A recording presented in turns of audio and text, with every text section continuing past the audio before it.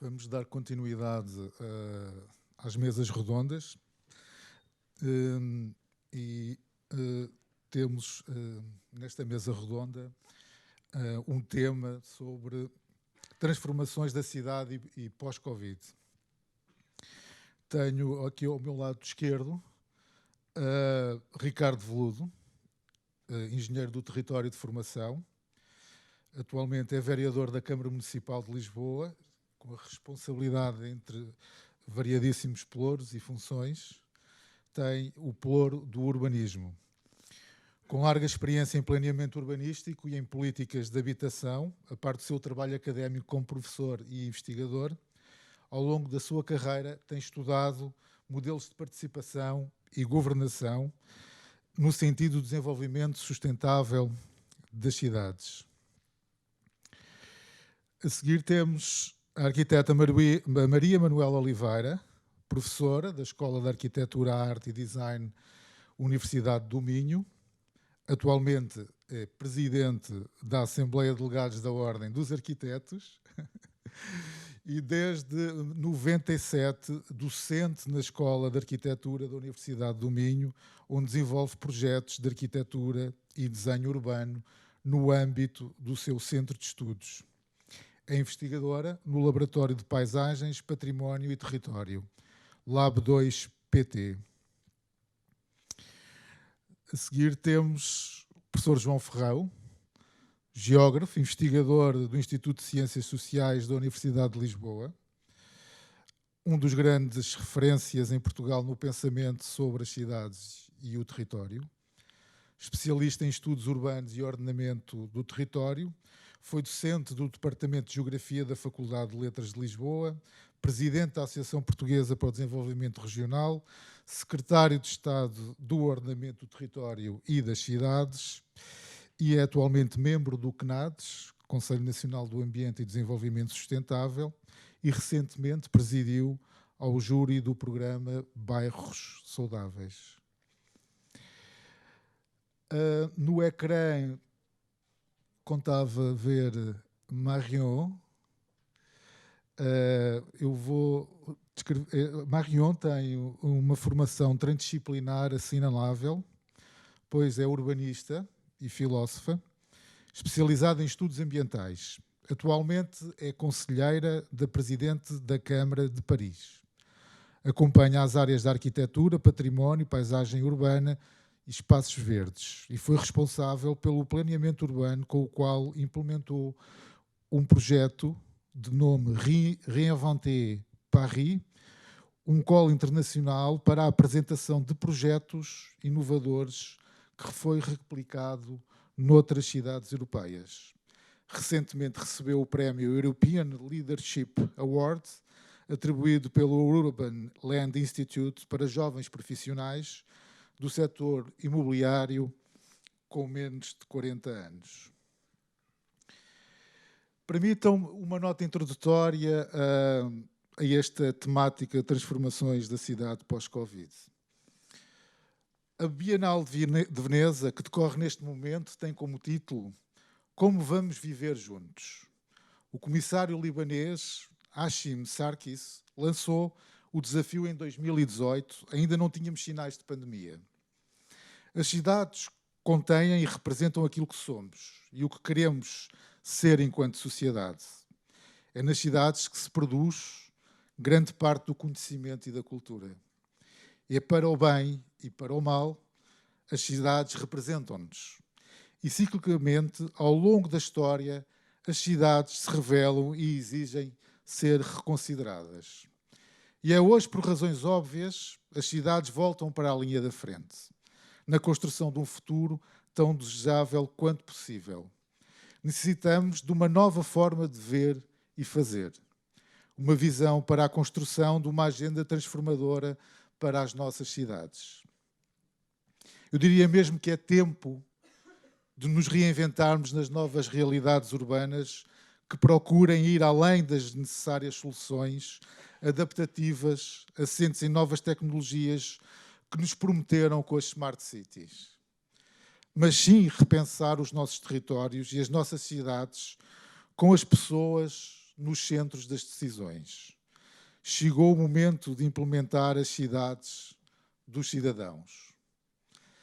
Nós necessitamos de wise cities, onde os cidadãos estão no centro das ações, introduzindo formas de gestão e planeamento mais participadas e eficientes, com base em dinâmicas sustentáveis de crescimento e desenvolvimento dos territórios. Em suma, sustentabilidade para o benefício das comunidades locais. Um novo paradigma de cidadania pós-Covid.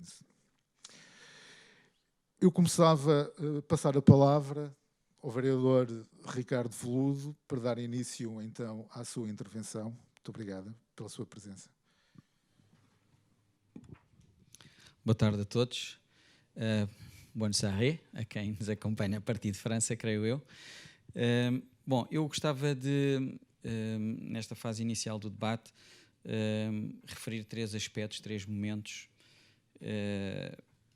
enfim, para a reflexão e para a discussão que vamos desenvolver a seguir. Por um lado, há aqui um primeiro momento em que, com o aparecimento da pandemia Covid-19, nós começamos com uma espécie de estado de choque e de negação, sendo que esse estado de negação durou bastante tempo, porque não queríamos bem acreditar no que estava a acontecer às nossas vidas, aos nossos empregos, às nossas relações pessoais, familiares, laborais, ao convívio, a todas as rotinas que de repente desapareceram. Tal como desapareceram depois os empregos e se mantiveram fechados muitos negócios. E isto demorou tempo a conseguirmos aceitar isto como um facto consumado e tentarmos perceber se isto era uma circunstância e até onde é que esta circunstância poderia prolongar ou gerar uma transformação mais profunda na vida de cada um de nós. Durante esse período, na Câmara Municipal de Lisboa, trabalhámos em diferentes planos durante o período da crise pandémica. Houve, desde logo, aquilo que todos tivemos que fazer, que foi adaptar radicalmente a nossa organização, o nosso funcionamento, a nossa vida, para garantir os apoios de saúde, os apoios sociais a quem estava a ser mais afetado, reorganizar a cidade, os sistemas de transporte, tudo isso. Portanto, houve uma adaptação contingente que continua até agora, com diferentes níveis de intensidade e modos, para irmos gerindo os níveis de propagação da doença e o seu impacto na população e na economia. Por outro lado, procuramos, em especial na área da Câmara pela qual tenho alguma responsabilidade, criar um espaço de reflexividade que pudesse ter uma transposição e uma aplicação mais imediata para a situação que estávamos a viver, mas que nos ajudasse também a pensar reflexivamente sobre aquilo que estava a acontecer e como é que isso poderia dar origem a novas linhas de trabalho, novas linhas de ação para a frente. O espaço que encontramos para fazer isso, chamámos de Encontros de Urbanismo, foram organizados, coordenados pelo João Ferrão e um outro grupo de pessoas, e correspondeu a uma grande mobilização, quer de cidadãos, com entrevistas diretas a acontecer na rua, com focus group, e também de especialistas de vários domínios, pensadores da cidade, responsáveis de empresas e também pessoas que trabalham em autoridades públicas com responsabilidade nas áreas que estavam aqui mais em discussão. Isso permitiu-nos criar uma espécie de outro tempo durante um presente muito intenso, em que se está a gerir uma espécie de dia no banco de urgência do hospital.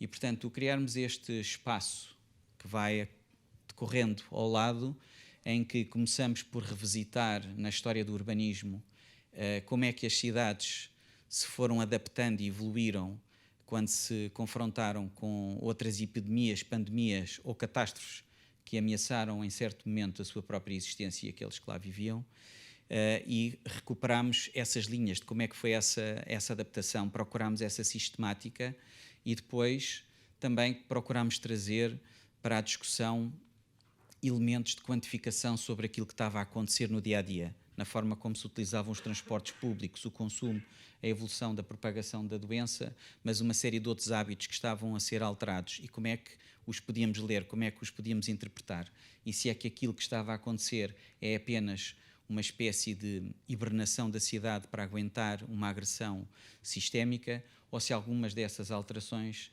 muito radicais que estávamos a observar e a conseguir medir, se elas iriam durar para além deste tempo de crise. Há um aspecto muito importante que resultou nesse período, que foi uma espécie de tomada de consciência sobre a importância, na realidade, do planeamento urbanístico, porque esta experiência que temos de séculos acumulado de planificação de infraestruturas, de equipamentos de utilização coletiva de espaços públicos, tudo isso representou nesta crise uma macroinfraestrutura que permitiu acomodar e adaptar uma série de necessidades novas, desde os centros de vacinação, hospitais de campanha, reorganização na parte dos serviços de saúde, mas também reorganizar a forma como nós nos deslocamos e também a infraestrutura tecnológica que permitiu uma parte substancial da população ficar a trabalhar a partir de casa.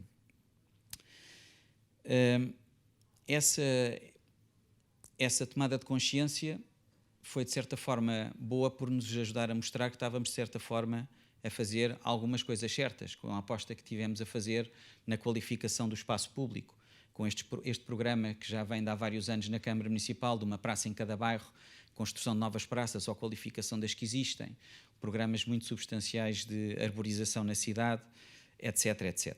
Há um compromisso em Lisboa, desde o início, no Pacto dos Autarcas para a adaptação às alterações climáticas.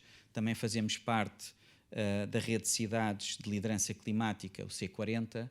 Temos um plano de ação climática para apresentar em breve e, portanto, a cidade de Lisboa tem estado, desde a primeira hora, com as outras cidades e com os estados que se têm empenhado em tornar as cidades mais resilientes e, sobretudo, com a preocupação de deixarmos uma cidade onde existe a segurança e onde existe a prosperidade para as gerações futuras.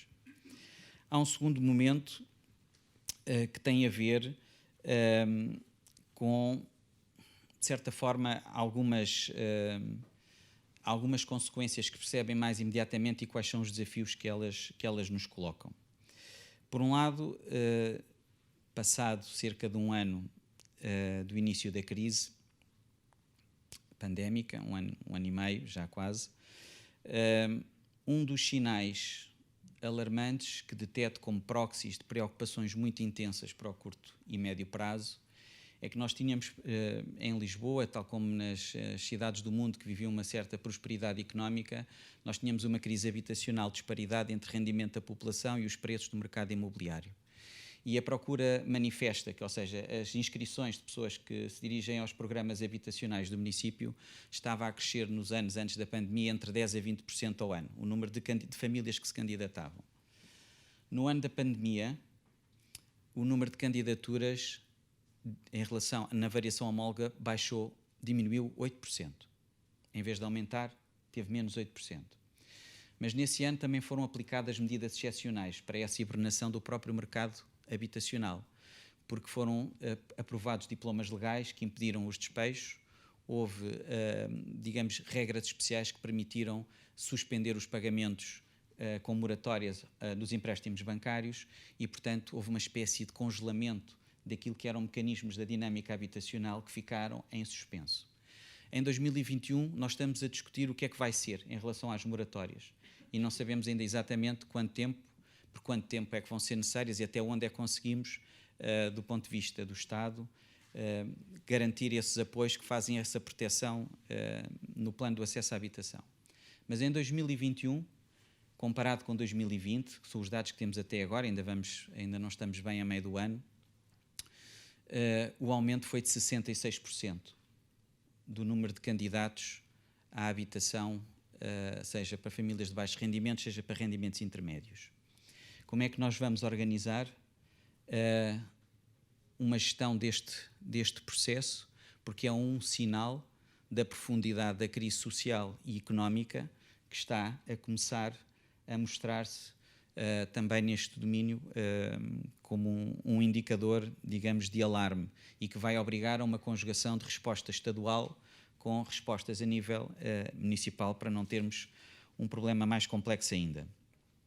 Por outro lado, também verificamos como uma transformação que se nota no curto prazo, e que acho que é possível dizer que ela se vai manter pelo menos no médio prazo, que tem a ver com uma forte procura por espaços exteriores, a valorização da habitação com as varandas, com vãos mais generosos, e também uma outra exigência para a arquitetura, que é como é que a própria habitação se adapta a este contexto do confinamento. Como é que a compartimentação das nossas habitações deve ser questionada para se adaptar a uma incorporação da atividade laboral, da atividade de ensino e de aprendizagem a partir de casa. Que desafios é que os tipos T0 a TN têm na sequência desta transformação que nos obrigou a fazer quase tudo isto a partir de casa, pelo menos para um número muito significativo de famílias. E isto transformou-se em si mesmo também num novo fator de desigualdade social, porque as discrepâncias no acesso à tecnologia e o ter uma casa que permite acomodar estas funções melhor ou pior também se transformou num vetor de preocupação. Um outro aspecto que emerge aqui é este efeito de aceleração da consciência ambiental, da importância da coesão social e da importância a forma como nos organizamos no trabalho, como produzimos e aquilo que consumimos e como consumimos se reflete em termos de sustentabilidade ambiental. Eu sinto que isso foi tudo muito intensificado, muito em concreto.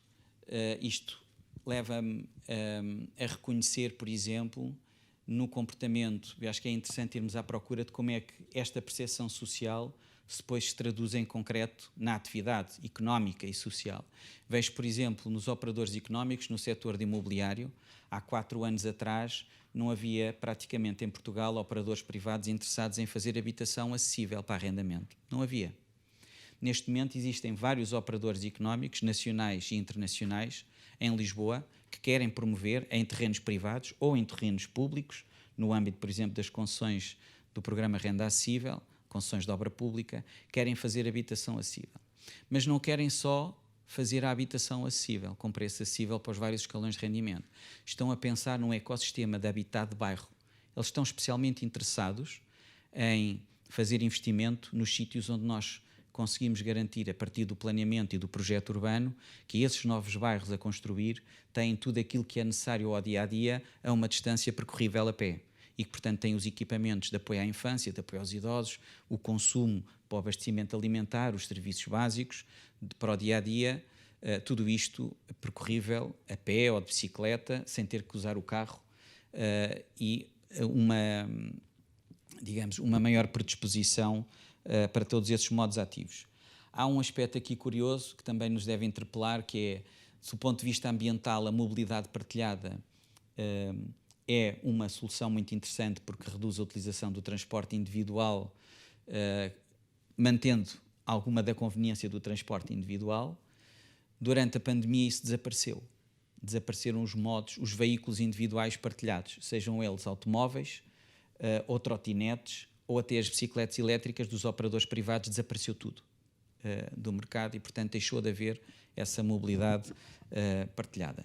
Mas a nota fundamental que eu queria deixar é que sinto num setor de atividade que é o imobiliário, que é muito orientado ao dinheiro, onde o fator da ganância é um driver muito importante, e numa conferência organizada com a Câmara Municipal de Lisboa e com o Urban Land Institute, há cerca de 1 ano e meio atrás, não, há mais, talvez há 2 anos, ainda não havia a crise pandémica, mas já os economistas-chefe de 2 dos maiores grupos mundiais de investimento imobiliário, fundos internacionais, manifestavam extrema preocupação com riscos globais de natureza societal e ambiental que punham em risco de colapso o sistema de governação democrática e a estabilidade necessária à proteção dos próprios ativos desses grupos. E, portanto, os economistas desses grupos têm essa percepção e sinto que há uma reorientação de muitas empresas que têm visão mais estratégica a procurar fazer essa adaptação.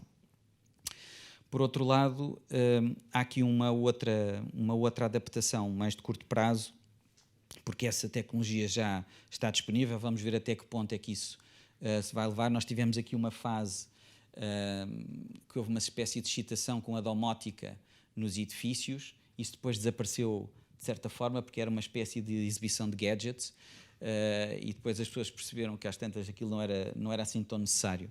Mas agora, por exemplo, este controle que se faz de temperatura, que é apenas, enfim, um dos indicadores, mas não dá garantia de segurança absoluta a ninguém à entrada de edifícios públicos, mas a questão é, nós já temos a tecnologia que se calhar nos permitiria ter uma monitorização de alguns indicadores de saúde sobre os utilizadores de edifícios e infraestruturas ou sistemas de transporte. Já temos tecnologia que nos permite saber qual é a intensidade de utilização de determinados autocarros, comboios, horários e lojas, e que nos permite fazer essa adaptação.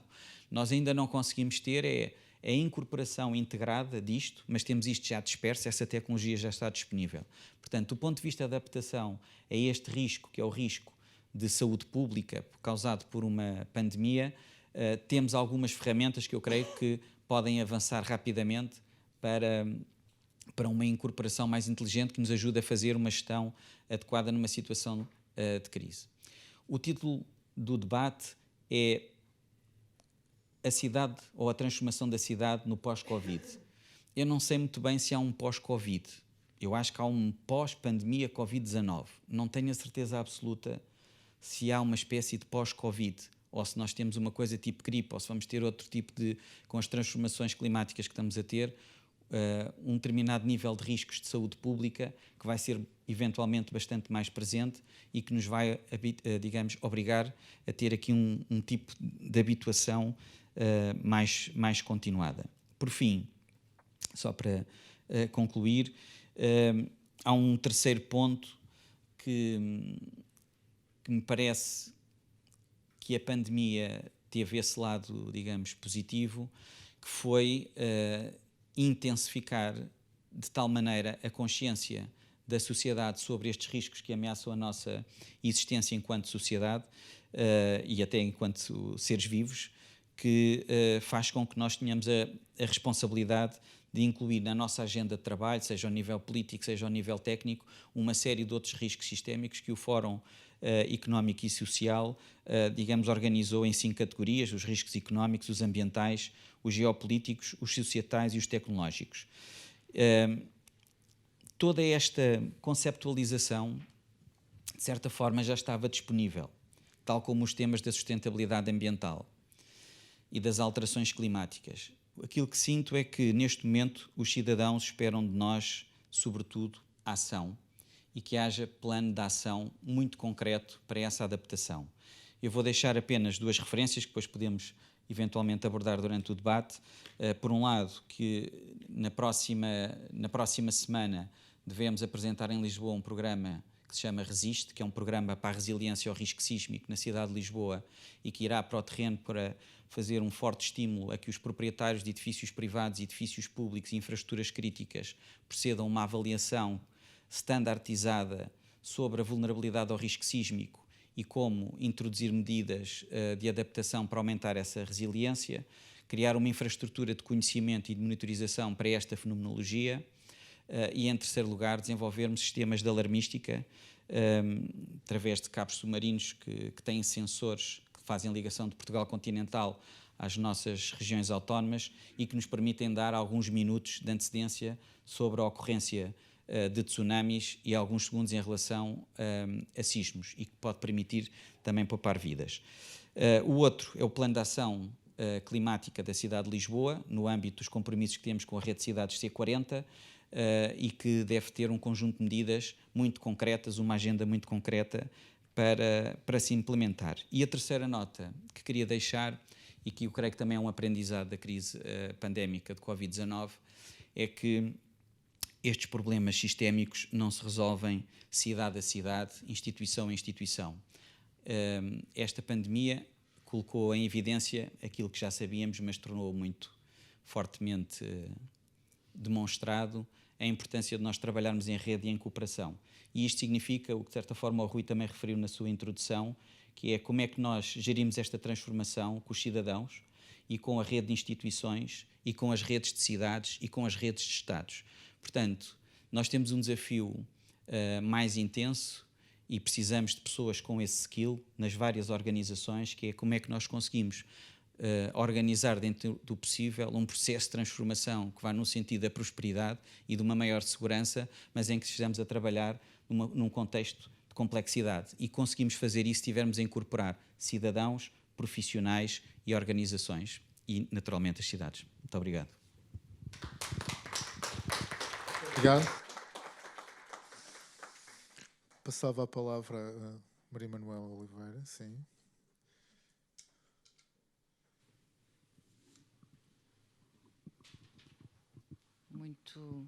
Muito boa tarde.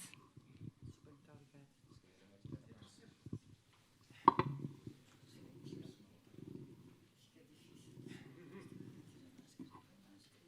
ainda da passagem do PowerPoint, se for. Sim. Vamos ver se eu consigo fazer isso ao mesmo tempo. Muito boa tarde a todos. Começo por cumprimentar e agradecer o meu convite para estar aqui, à Ordem dos Arquitetos, na pessoa do arquiteto Gonçalo Birne, ao Jorge Figueira também, e é com muito gosto que participo nesta discussão que é tão importante para todos nós. Eu diria que celebrar a Bauhaus é para todos nós emocionante, pelo que representa para a arquitetura e para as artes, pelo que quis representar socialmente, pelo fim dramático que teve por via da ascensão da barbárie nazi. Preciso falar assim? Está bom. A Bauhaus procurou conciliar o mundo com a cultura industrial, conquistando e amplificando as virtualidades que a produção em massa trazia consigo. Faz sentido invocar a sua ideia, agora, uma vez que nos encontramos perante uma bem mais extensiva mutação na cultura mundial, com repercussões cuja velocidade nos coloca em permanente tensão. Refletir sobre a cidade pós-Covid é, de facto, acho eu, interrogar o sentido do urbano na sociedade digital. Todos sentimos essa inevitabilidade. Estamos perante um facto não só reiterado, como proclamado por todos os poderes, sem exceção, que aí reconhecem a única saída para a crise contemporânea do capital, não nos deixando escolha.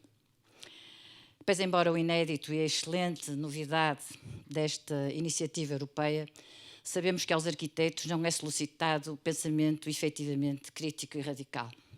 Antes nos perguntam, de forma instruída, é certo, porém insistentemente pragmática, como lidar com o espaço, como construir uma nova cultura do espaço, física e emocional, sob a emergência climática e a égide da inteligência artificial.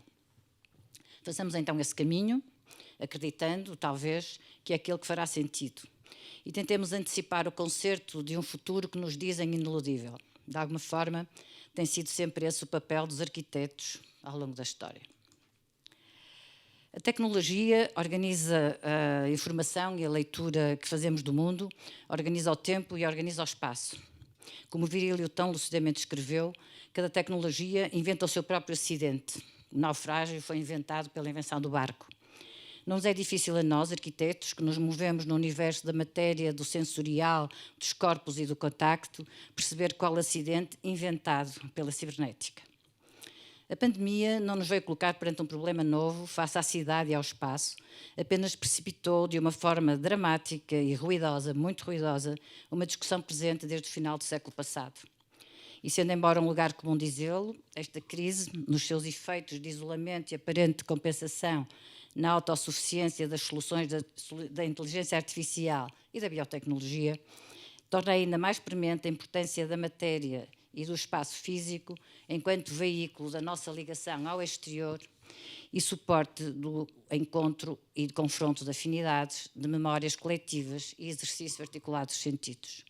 Exacerbando a importância da aproximação fenomenológica ao espaço urbano e porque City Air makes man free, continua a parecer verdade o que há precisamente 100 anos Max Weber afirmou a propósito da cidade medieval, a iminência da ubiquidade generalizada da cidade digital reivindica o fortalecimento da cidade dos lugares. Não se trata certamente de um braço de ferro, mas tão somente de na voracidade e deslumbramento do imaculado simulacro digital, não deixarmos submergir a humanidade do analógico, do dinossaurio sentido da escala, do tacto e da epiderme, que nos faz criaturas gregárias em movimento numa realidade matérica bastante imperfeita. Enquanto arquitetos, com a enorme responsabilidade social que nos assiste e em conjunto com todos os que têm como métier construir visões de futuro, pensemos então a cidade, onde a quase totalidade dos humanos estará a viver em breve, coabitando numa desigualdade que sabemos crónica, sistémica e em progressivo agravamento. Mas afinal, que cidades queremos? Que cidades desejamos? Temos mais perguntas que respostas, mas é consensual que as boas respostas estão encriptadas nas boas perguntas e que estas se constroem com conhecimento e com criatividade. Os discursos contemporâneos sobre a cidade são cada vez mais povoados por uma fileira de palavras, sustentável, inteligente, descarbonizada, enfim, hipnóticas como um mantra e às quais vamos perdendo a sensibilidade. Mas, de alguns anos para cá, um tema tem emergido de forma progressivamente mais robusta e parece estar no cerne de um entendimento ideológico da cidade, de uma cidade que se quer equitativa, multicultural e sem guetos intransponíveis. Porosidade e permeabilidade poderá ser, concretamente, uma ferramenta central do desenho que nos é pedido. E é um tema insistentemente referido a partir da investigação Secchi-Viganò para a Grand Paris, que aos filtros assimétricos que condicionam a conectividade urbana e amplificam as desigualdades, gerando sulcos profundos entre ricos e pobres, etnias e guetos, chamaram barreiras de Lúcifer. Como transformar um mosaico urbano em rede isotrópica? Como transformar a cidade mosaico em cidade fluxo, uma cidade permeável e conectada, porosa, um sistema que permite fluir em todas as direções? Pensar através de sistemas requer geometrias variáveis e a metabolização a diversos níveis e escalas. Faz-nos mover entre o panorama e a miniatura, uma designação de Günter Vogt. Acompanhar as estratégias com desenho de proximidade e, através dessa experiência, regressar ao panorama que, entretanto, a vai sistematicamente refletindo. Nesta trajetória de incorporação mútua, em que os cidadãos são uma peça-chave, a investigação corre em paralelo à elaboração da forma. A interdisciplinariedade é fundamental aos arquitetos, engenheiros e paisagistas, aos arqueólogos e sociólogos. Também deveríamos juntar, talvez, botânicos, artistas, zoólogos e, muito certamente, filósofos. Como nos poderemos entender em Babel? Que dispositivos temos para delinear uma Babel permeável, uma cidade comunicante?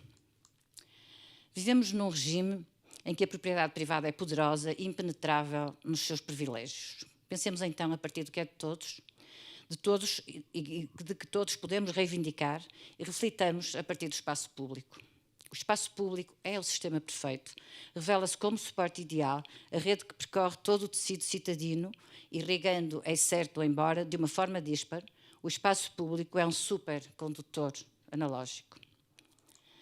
No espaço público é a disponibilidade do chão que aqui gostaria de explorar.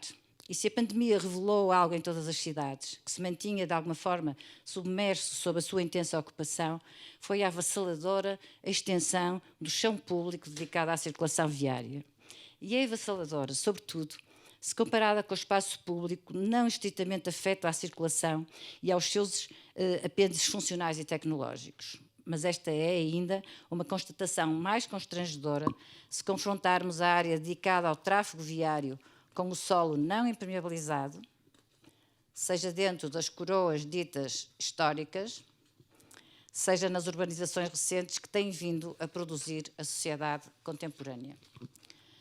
Todos, talvez tenhamos no pós-Covid agora uma oportunidade única para inverter as lógicas dominantes e usar este desmesuramento como uma vantagem em favor da cidade fluida, explorando a sua conectividade e penetração. Na verdade, um contínuo que perfura a cidade, matéria-prima a ser repensada, ensaiando um espaço público de proximidade efetivamente dedicado à qualidade de vida urbana. E se existe lugar onde esta inversão poderá ter efeitos muito significativos em favor dos seus habitantes, será a cidade sem qualidades, que floresceu nas últimas décadas do século XX, fruto de políticas imobiliárias altamente especulativas. De facto, o espaço público destas zonas reduz-se ao sistema viário. mas as suas ruas demasiado largas poderão mostrar-se agora um enorme potencial de revitalização. Nesta secção que aqui vemos, de cidade típica do que se vem construindo a partir das últimas décadas do século XX na expansão das cidades médias, encontramos várias tipologias habitacionais, tendo todas em comum o facto de, enfim, para além de não permitirem qualquer porosidade ao nível do resto do chão, disporem de um óbvio excesso de área impermeabilizada, toda ela destinada ao sistema viário. Nesta rápida análise, é evidente essa desproporção, que não só se reflete de forma chocante na quantidade de chão impermeabilizado, como evidencia que todas as áreas consideradas verdes pelo discurso e pela cartografia oficial têm como único objetivo resolver a circulação automóvel. Para conquistar o espaço viário para o espaço público genérico, descolonizando-o, num momento em que o automóvel está sob forte escrutínio ambiental, o desenho será certamente um instrumento fundamental. No entanto, quer em circunstâncias de design sofisticado, quer noutras que apenas alargam burocraticamente passeios e incluem ciclovias, não temos assistido a essa descolonização. Na verdade, continuamos presos a atávicos bloqueios relativamente ao espaço de circulação e dos muitos e qualificados estudos que se têm debruçado sobre o seu redesenho, poucos se libertam dessa condição dominante de rede destinada ao tráfego e usos afins. Mas também as categorias utilizadas para designar o espaço público continuam inalteradas. E a não amplificação do léxico elementar canónico, praça, rua, avenida, estacionamento, passeio, etc., traduz essa estagnação conceitual. Suponho que é aqui exatamente no campo conceitual que o pensamento sobre o espaço urbano precisa de ser radical, esquecendo convenções, hierarquias e preconceitos. É fundamental a construção de um discurso crítico, que deixe de olhar a rede enquanto somatório de parcelas, entendendo-a antes na sua híbrida sofisticação e complexa sobreposição de camadas materiais. Eu suponho que é absolutamente neste aspecto que residirá a efetiva singularidade pós-Covid, nesta possibilidade deste novo olhar. Precisamos, então, de ouvir o chão, deixando de respirar, tornando também ele poroso. Topografia, habitantes humanos e não humanos, sedimentos estratificados ou em movimento, o chão é uma miríade de trocas e ocupações perenes, nomádicas ou intempestivas. Numa lição já antiga, ocupemos a rua e reconheçamos as práticas de squatting urbano e ocupações táticas, até agora consideradas subversivas e desviantes, que tanto nos têm ensinado, não para as normalizar e restituir à voracidade da textura higienizadora da cidade, mas como parceiros de exploração comum. Estimulemos a natureza urbana numa rede que se revê na sua própria desafinação, que traz à vida urbana códigos genéticos esquecidos, um universo que as crianças já não contactam e que os adultos, entretanto, descuraram, abrindo assim um chão comum a todos os usos não organizados. Será certamente de preservar, de absorver transformações espaciais e construtivas, reciclar materiais, consertar, desenhar apenas o indispensável, abandonando a política de tábula rasa a cada intervenção e, sobretudo, não perder espaço. Construamos... Desculpa.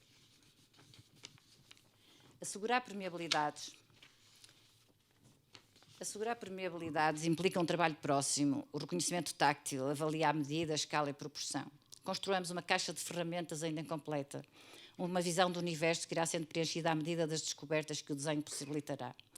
Recuando a um tempo anterior à Bauhaus, Mendeleev é pretexto para construir uma nova tabela periódica, agora necessariamente em hipertexto, que reconhecerá usos canónicos e marginais e atribuirá significado a lugares ainda sem nome, permitindo nomenclaturas abertas, perenes ou passageiras, determinadas pela circunstância, mas também pelo desejo. Encontremos e desenhamos elementos, registremos usos, criaturas e matérias, inventemos novas realidades para o espaço público, curiosos, aguardando que o tempo nos revele outras indeterminações, novos pactos urbanos. E porque temperar a nova Bauhaus com maio de 68 parece altamente recomendável, acredito que debaixo dos pavimentos se encontram laboratórios preciosos sobre vulnerabilidades e sobrevivência, territórios de ocupação, nichos silvestres ignorados, espaços lúdicos que não precisam de equipamentos formais, situações porosas, físicas e simbolicamente. Todos eles constituirão brechas que podem enriquecer um cotidiano demasiado espartilhado por categorias pré-fixadas, revelar a valia dos espaços que a cidade ainda não colmatou e mutações que acompanham qualquer lugar que aspira a um futuro ficcional ou narrativo. E fundamental, todos estes lugares serão pretexto para ativar o envolvimento dos cidadãos, afinal, os verdadeiros peritos da sua própria cidade, na discussão das práticas alternativas para o fortalecimento da cidade dos lugares. E termino pensando em Nuno Portas, que tanto ama as cidades, e aquele que de nós mais profunda e intensamente as pensou nas suas incontáveis metamorfoses. Faz-nos falta hoje, aqui, a sua luminosa inteligência, a sua intrínseca humanidade. Muito obrigada.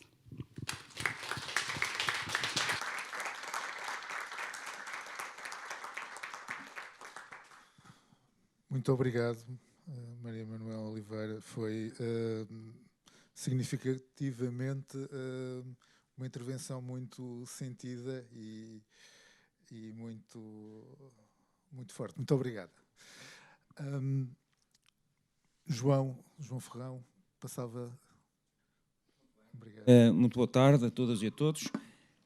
Antes de mais, o habitual agradecimento, habitual, mas sincero, à Ordem dos Arquitetos, enfim, a todos aqueles, Gonçalo Birno, Jorge Figueira, Rui Serrano e todos aqueles que estiveram na organização e pelo menos hoje estiveram aqui no palco a organizar-nos. E queria agradecer não só o convite, mas sobretudo terem organizado este debate de 2 dias em torno de temas que eu creio que são fundamentais para os arquitetos, são fundamentais para aqueles que gostam e trabalham sobre as cidades, são fundamentais para os cidadãos. E, portanto, temos que levar também estes debates para aquilo que se chama, eufemisticamente, o cidadão comum. Isto é. Eu vou tentar ser rápido e relativamente assertivo e queria fazer 3 comentários e no final deixar um repto e uma provocação para o futuro, para continuarmos este debate. 3 comentários, então. O primeiro comentário é sobre o seguinte. Nos últimos anos, como nós sabemos, entrou um pouco na moda aquilo que se chama as experiências imersivas. Há muitas experiências imersivas. Aqui em Lisboa até temos vários espetáculos de experiências imersivas. A pandemia foi uma gigante experiência coletiva imersiva. Uma experiência social não planeada, não desejada, mas que transformou a cidade, de certa forma, num enorme laboratório. Isto é, a cidade, de repente, foi suspensa no seu funcionamento normal e entramos na prática, naquilo que até aí era, por vezes, discutido em termos meramente teóricos, nos cenários se não houvesse trânsito, e se as pessoas tivessem que ficar todas em casa, e se as pessoas só pudessem andar no seu bairro, pois esses todos, que pareciam perguntas completamente teóricas e abstratas e até disparatadas, nesta experiência imersiva coletiva que todos nós somos obrigados a viver, tornaram-se uma realidade. Isto é, a pandemia, como outras catástrofes, aliás, que aconteceram ao longo da história, tiveram a vantagem, entre aspas, evidentemente, de criar situações de tal forma limite que nós não as podemos ignorar. E, portanto, a primeira questão que nós temos que perguntar é o que é que verdadeiramente aprendemos com aquilo que vivemos e que ainda estamos a viver. E talvez, com base nesta experiência imersiva, coletiva, tão dramática, tão forte, tão intensa, as pessoas tenham percebido 2 coisas. Uma, é possível outra cidade, e 2, talvez mais importante, a primeira é para os pragmáticos, e a segunda, talvez mais importante, é desejável outra cidade. Portanto, este é o primeiro comentário que eu queria fazer e tem a ver com a coragem de nós aprendermos e retirarmos ilações daquilo que foi uma experiência que não gostaríamos de ter tido, mas que tivemos. E a partir do momento que tivemos, não pode ser ignorada. A segunda questão é em torno de 2 palavras, resistência e transcendência. Quando há uma catástrofe, aliás o Ricardo falou nisso, do ponto de vista da autarquia, quando há uma catástrofe, seja ela qual for, tem que haver respostas imediatas. e todos os agentes, todos os atores respondem, ajustam-se. E foi isso que aconteceu.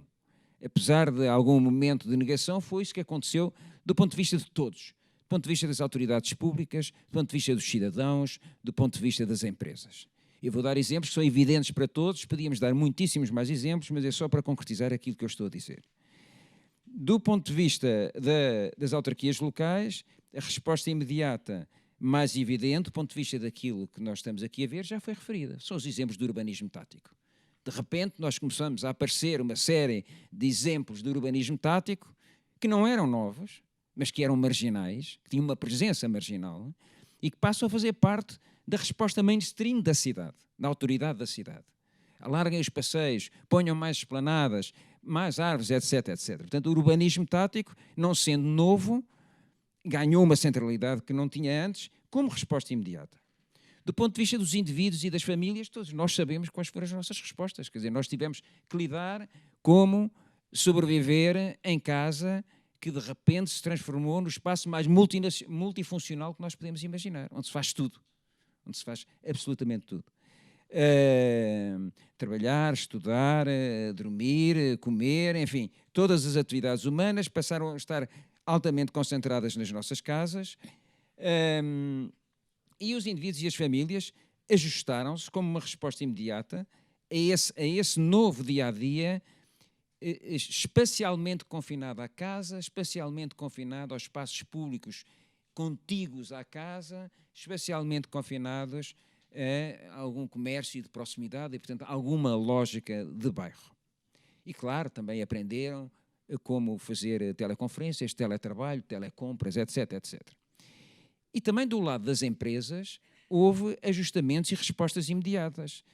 Daria 2 exemplos, são aqueles mais evidentes e aqueles que são mais estruturantes e que vão deixar mais marcas nas cidades, mas há muito mais exemplos, a questão do teletrabalho e a questão da micrologística urbana. É muito interessante ver o que se passa, por exemplo, em grandes cidades como Paris ou Nova Iorque, onde a micrologística urbana está a alterar, nos Estados Unidos chamam a logística da última milha, está a alterar completamente a forma de ocupação de determinados espaços urbanos, já chegando a ocupar caves e armazéns, alguns devolutos, outros que ganham grande valor de mercado. Bom, portanto, como eu dizia, qualquer catástrofe como esta pressupõe e estimula movimentos, respostas imediatas de ajustamento, de resistência. No entanto, esta pandemia, e quando eu falo em pandemia, podíamos estar a falar de qualquer outra crise sistémica global, estaríamos a falar basicamente do mesmo, tem vários efeitos.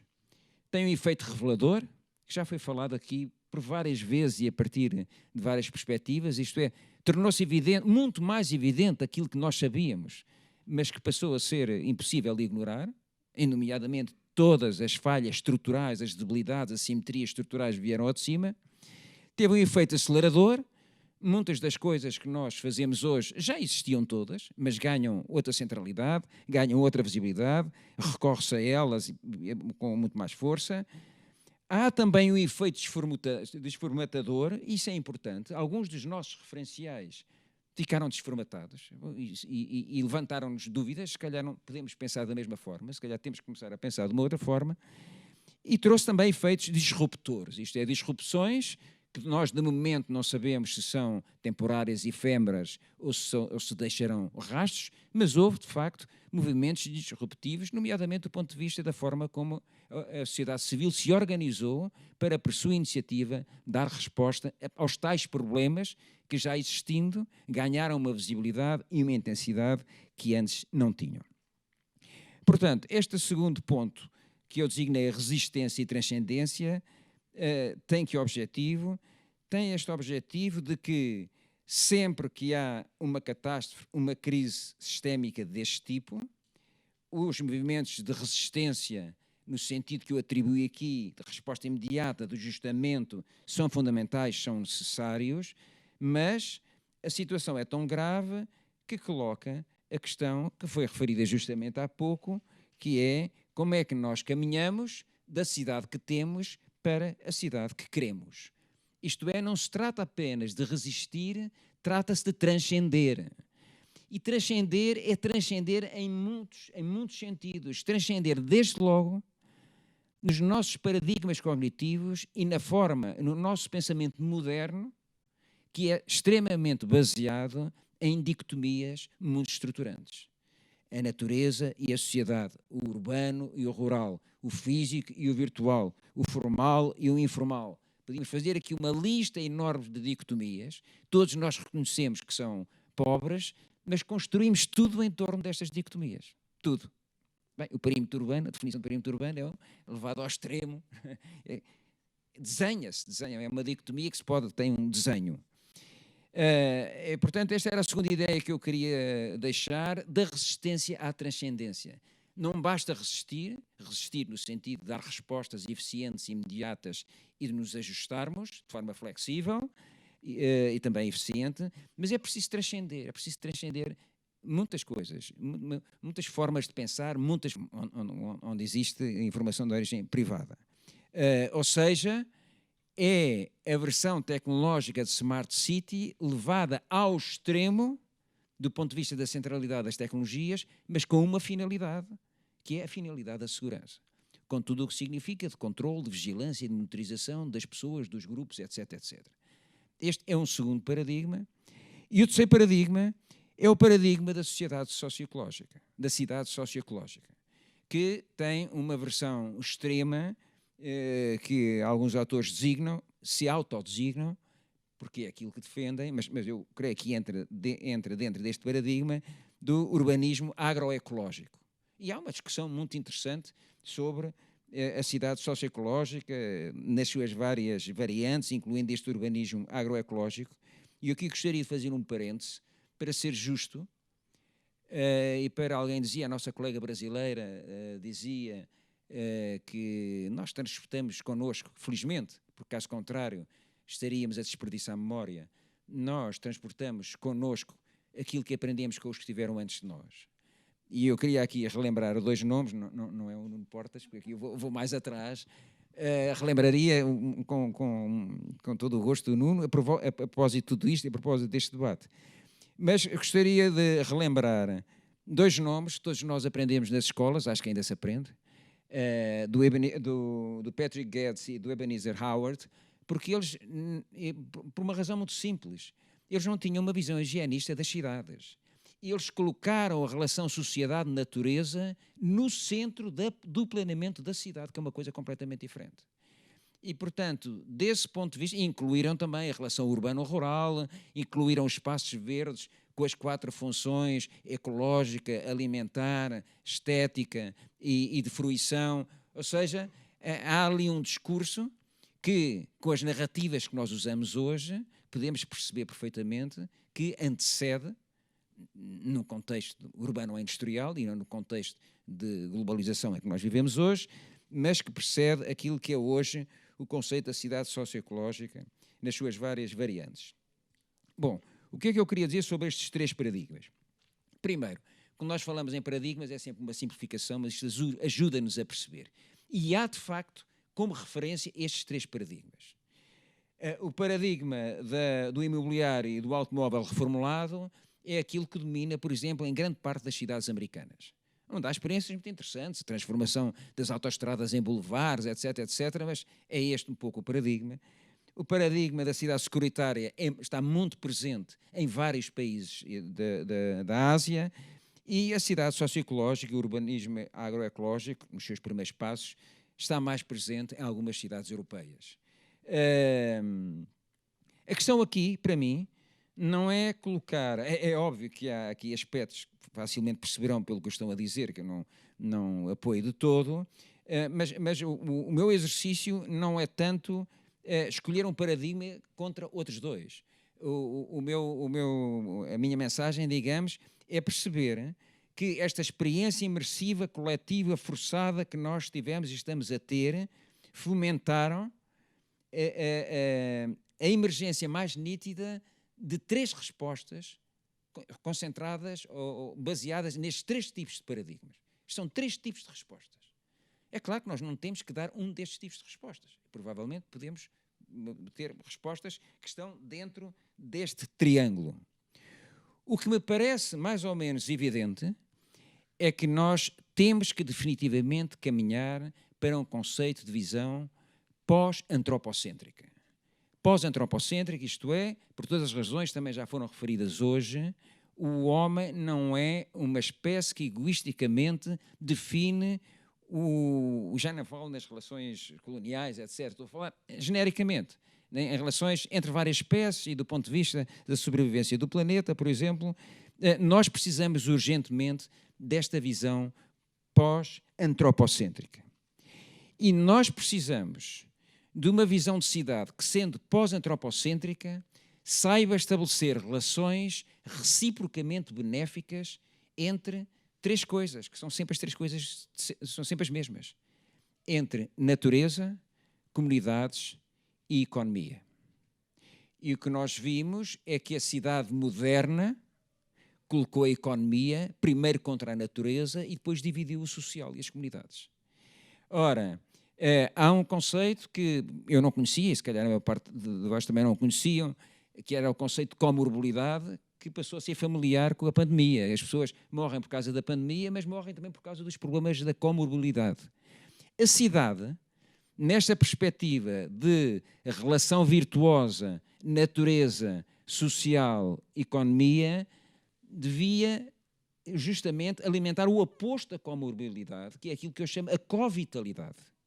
E aprendermos que é da qualidade desta relação que nós conseguimos construir uma outra cidade baseada num outro paradigma e não com base ou num par desses três vértices ou muito menos num vértice contra outros dois. E muito curioso, não tenho tempo para desenvolver este tema, eu gostaria até de ter estado no painel anterior. Porque no interior deste triângulo, natureza, social e economia, no meio nós podemos pôr muitas coisas. Mas para este debate eu gostaria de pôr uma, cultura. Cultura, claro, podia pôr instituições e tal, do ponto de vista das políticas, mas cultura no seu sentido mais amplo. E para aquilo que estamos a discutir aqui, eu penso que essa é uma questão fundamental. Portanto, dito isto, eu gostaria então de deixar um repto e deixar uma provocação, não sei se é provocação, se calhar são dois reptos. O primeiro repto é o seguinte, alguns conhecerão a nova agenda urbana, que é a nova Carta de Leipzig, que eu acho que é globalmente interessante, para o tipo de documento que é um documento que está bem feito, que foi aprovado em dezembro do ano passado, no final da presidência alemã, e que tem várias ideias fortes. Uma das ideias fortes é o poder transformador das cidades. E o que me parece interessante é, nestes 2 dias, o que nós estamos a discutir é a montante desta questão. É como é que nós transformamos o poder transformador das cidades. Quem é que transforma o poder transformador das cidades? Quem é que constrói o poder transformador das cidades? É isso que estamos a discutir. Ou seja, a Carta de Leipzig começa a este nível, mas nós estamos aqui acima. É esse nível acima, do ponto de vista de responsabilidades, do ponto de vista de ideias, do ponto de vista de paradigmas, etc., que nós temos que debater. Porque reconhecer o poder transformador das cidades e a necessidade de retirar todo o potencial do poder transformador das cidades é uma coisa interessante, mas ilude a questão amontante. E a questão amontante é de onde é que vem essa transformação, quem transforma as cidades. E, finalmente, a provocação que eu queria deixar é a seguinte. Tanta coisa mudou, não é? Quando nós falamos, tantas coisas que nós fazemos diferente por causa da pandemia. Mas se nós virmos com atenção, tirando pormenores, apesar de tudo, se nós virmos com atenção, não há nada rigorosamente novo. Não há nada rigorosamente novo. E, no entanto, há uma agenda nova. Então, há aqui um paradoxo? Não, não há paradoxo. Porque não havendo nada rigorosamente novo, o que há de novo são 2 coisas. Uma, a quantidade transformou-se em qualidade, isto é, ter 2% em teletrabalho ou 60% em teletrabalho é completamente diferente. O teletrabalho já existia.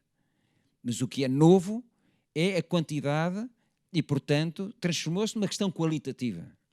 O que é novo é isso, é o quantitativo transformar-se em qualitativo e é a combinação dos novos fatores. Então, isso penso que é uma questão muito interessante, que é Não havendo nada de substantivamente novo, a nova combinação que está em construção prensa uma agenda nova.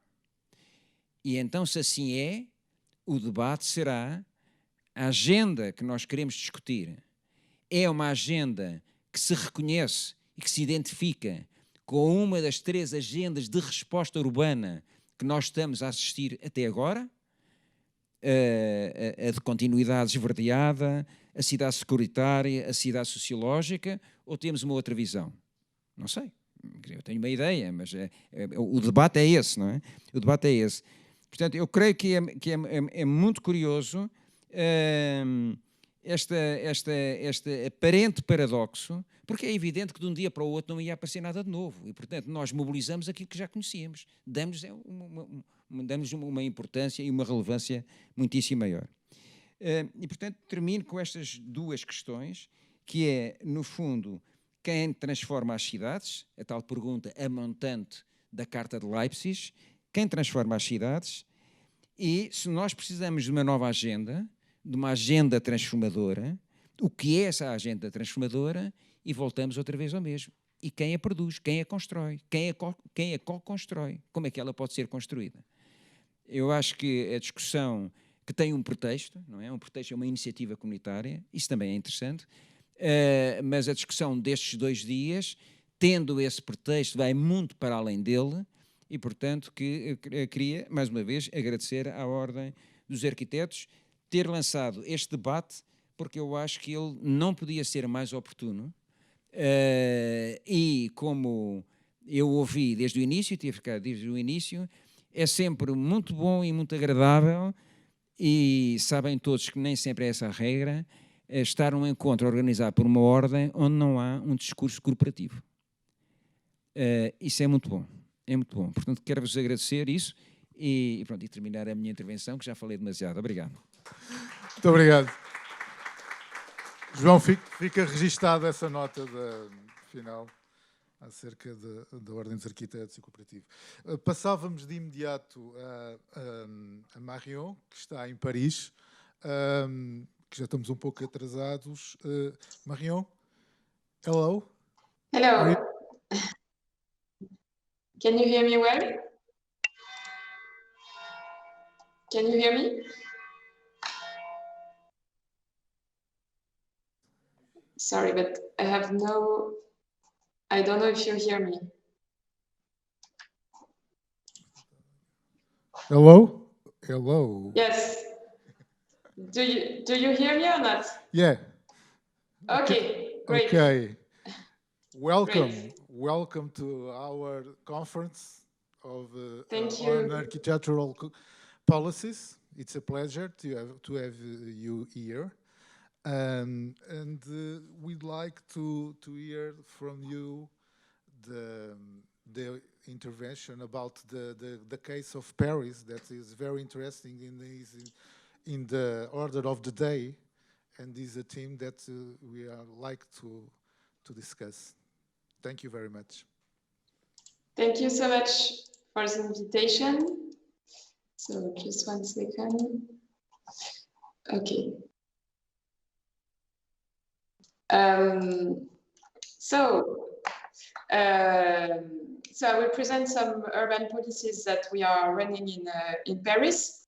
And I know we are talking about architecture today, but I wanted to start by public space and saying that maybe in the last years we have talked a lot about architecture, but less about public space. And it's very important to start by that, because in Paris or other cities, the richness of the city is really the interaction between public space, of course, the river and the buildings. And I think architecture has to be like an extension of public space.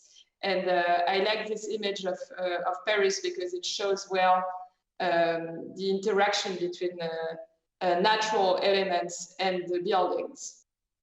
And so that's a map of Paris, which shows the density of Paris, and it shows well our challenges, because you can see how red the city is. Red is when it's very dense, And so the administrative boundaries of Paris are inside the white limits. And so in fact, there are not many spaces left for buildings and for creating new buildings. So we have to be very inventive in Paris in order to change space, but in this very dense context. So changing public space and transforming buildings. And we are not, we have no like entirely empty spaces to build, and etc.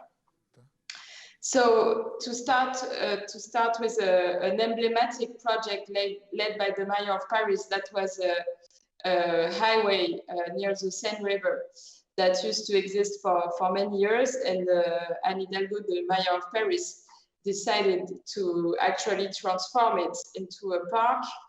And so now that's how it looks. So it's a space for children to play, for people to walk, to skate, to bike, a space with boats, with restaurants and cafes for dancing. And so this very simple project in a way, because it was just closing the space to cars and letting people enter, it was made a few years ago, and it was really for us the beginning of a new urban policy led by two priorities, which is... Marianne, sorry. Yes. The slides, yes. We can't see the slides of your PowerPoint. They are blocked. You don't put the slides on play. Yeah. Okay, nice. Yeah. Now you see? You have to put in the slideshow mode display. Yes. Okay. Yeah. Now you see? Okay. And no. Now, no? No. I can't see it. Okay. Yeah. Can you put in the beginning of the... Okay. Okay. So, do you see or not? Yeah, the first slides with the name of the conference. But not the next ones. But, yeah. You don't see the next ones? You have to click on the next slide. I have to put the... Now you see or not?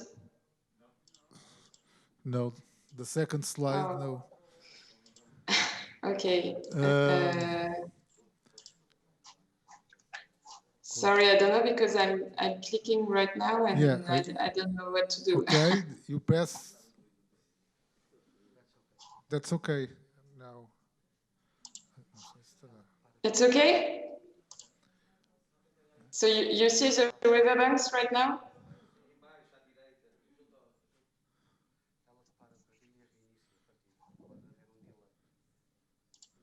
We are seeing, yeah. Okay. So I will stay with this mode, I think, because if not, it's not working. We have a delay in the image. Okay. Okay. So yes, that's yeah. so just. What? So yeah, that's an image of the riverbanks before, okay.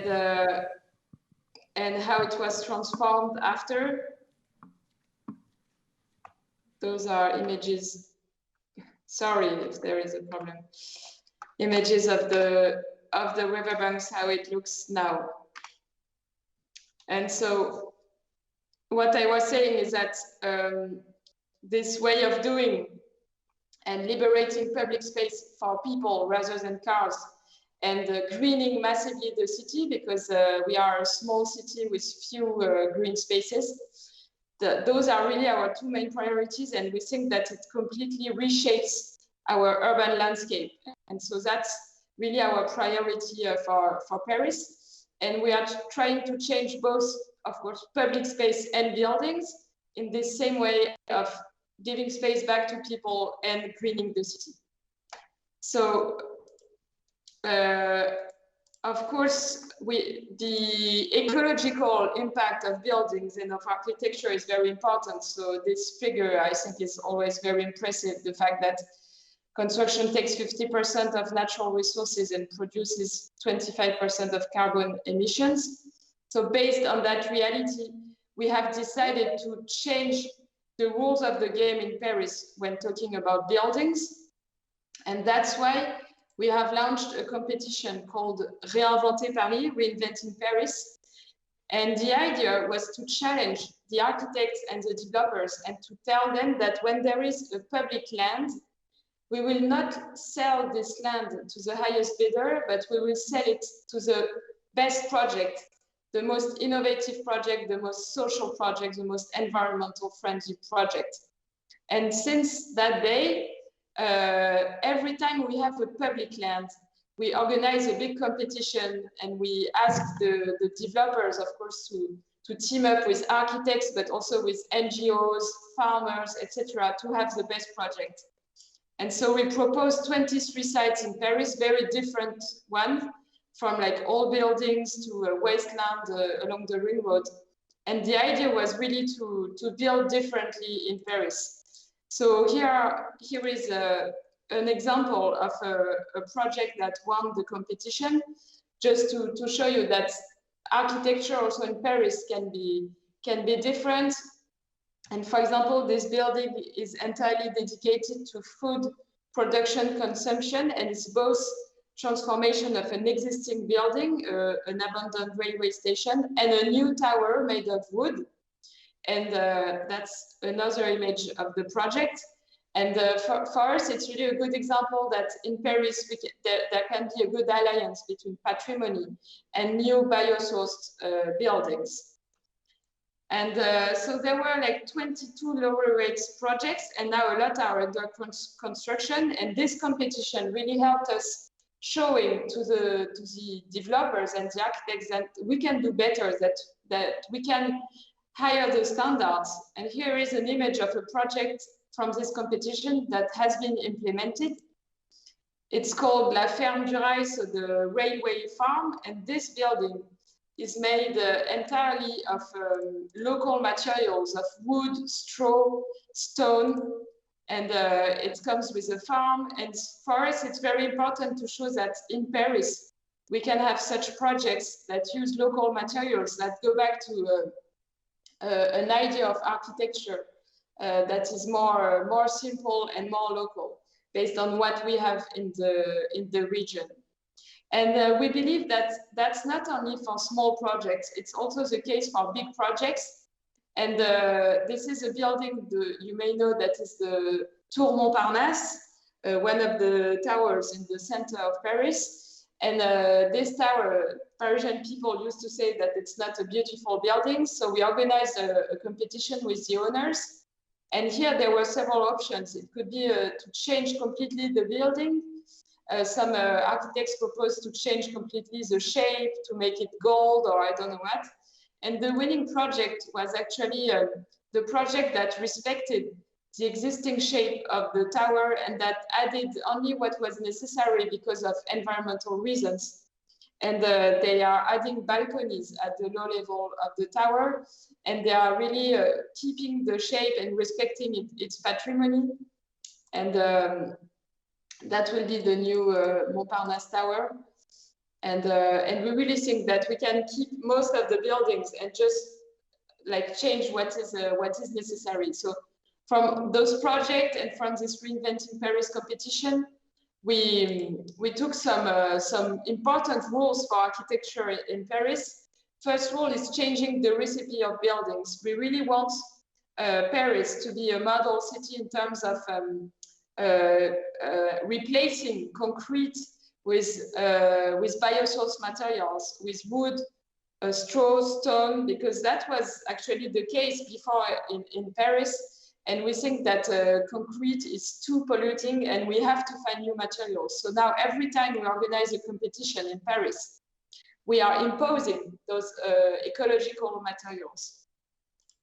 Second rule is that buildings should create ecosystems. So we believe that when we create a building, there has to be green spaces, urban agriculture, etc. That's also part of the project. And for us, it's not only for fun. It's really like if we create square meters, there are no free square meters. They have to bring something to the neighborhood in terms of course, of social services, but also of green services, because we need green spaces.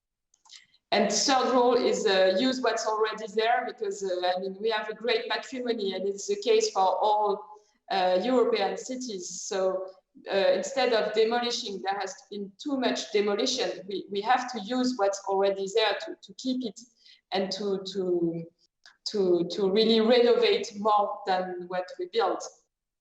For example, this is an image of a pavilion that has been built in front of the City Hall during COP21, entirely made of reused materials. And for us, it was important to show that it's possible to build with reused materials.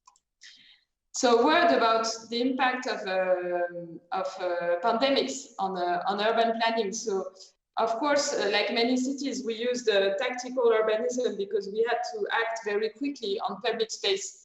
So we tried to rethink our processes and how we can do things actually faster and smarter. Things that we used to do in sometimes 2 or 3 years, we did it in 2 or 3 months, using different materials, painting, etc. And I think, I mean, it's not an absolute solution, but it helped us going faster and being more efficient on public space. So, of course, one of the symbols is the Rue de Rivoli that became a space dedicated to bikes and buses and taxis, and no more private cars. And that's very important because it's in the center of Paris, and it really changed the area with less noise, and really a space where it's nicer now to have a walk.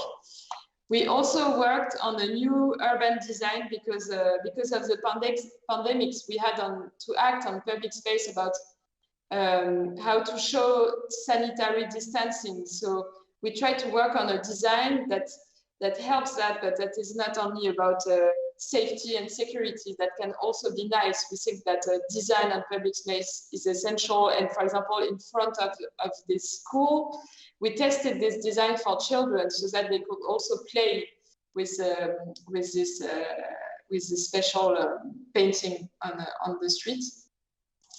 And we are also developing massively parklets for cafes and restaurants. So after the lockdown, the mayor of Paris authorized the cafes to go on parking spaces and open terraces. And now she has announced that this disposal will be the case every year. It's not only for the pandemics. And that was a major change in the public space because it helped us transforming parking spaces very fast with the cafes and restaurants. And for us, it's really a priority because we announced that we would transform half of parking spaces during this mandate by greening the streets, by installing parklets and things like that. And finally, I wanted to talk about what is really now the heart of our public space policies is really planning the city for children, and that's the case both for public space and architecture, because we think that if we are at the scale of the children, then we can plan good public space. And so we are implementing a policy called Streets for Children or Streets for Schools. And the principle is that we close all the streets in front of schools to cars, and we plan the streets for the children so that they can have green spaces there, they can play, and on the right you can see an image of a street that has been closed to cars for several years, and children enjoy going there. And we really think that if we manage doing that everywhere in Paris, having spaces like that where pedestrians are really welcome, then we will be successful in our urban policies. So thank you. I tried to be short enough. Thank you again for the invitation.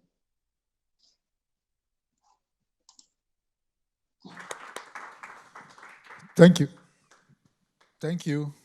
A special thanks to Marianne from Paris with your enthusiastic contribution and reflection of hope to our cities, and with the case with the case of Paris, and thank you for being here in our house. And I hope you could visit us in Lisbon soon. That's an invitation, okay? With pleasure. Thank you so much. Gostava de passar à fase de colocar algumas questões aqui aos nossos convidados, pegando nesta ideia de Paris e não só Paris e Barcelona, ao nosso vereador Ricardo Veloso, que tem esta responsabilidade do urbanismo e de pensar também a cidade. Paris e Barcelona aceleraram um processo de transformação do espaço público em favor da questão da proximidade. O caso de Paris com o conceito da cidade em 15 minutos e o caso que teve sucesso, que fez supostamente sobre os analistas políticos ganhar as eleições a reeleição da senhora Presidente da Câmara Hidalgo, mas também o caso de Barcelona e os super quarteirões. Isto é, a valorização da proximidade é algo que veio para ficar nas grandes metrópoles.